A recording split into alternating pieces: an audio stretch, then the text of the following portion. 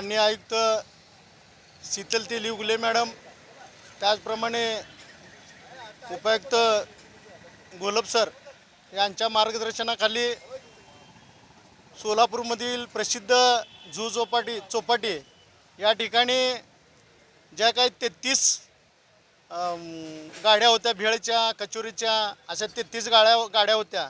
त्यापैकी सर्वजण कोर्टात गेले होते, पण त्या 33 पैकी 18 लोकांना स्टे मिळालेला आहे।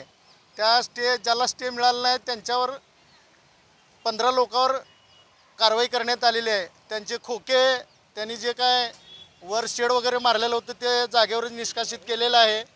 भूमी व मालमत्ता आणि अतिक्रमण विभागाच्या दोन्ही विभागाच्या वतीने वरिष्ठांच्या आदेशानुसार सदरची कारवाई पोलीस बंदोबस्तामध्ये संपूर्ण कारवाई आज करण्यात आलेली आहे।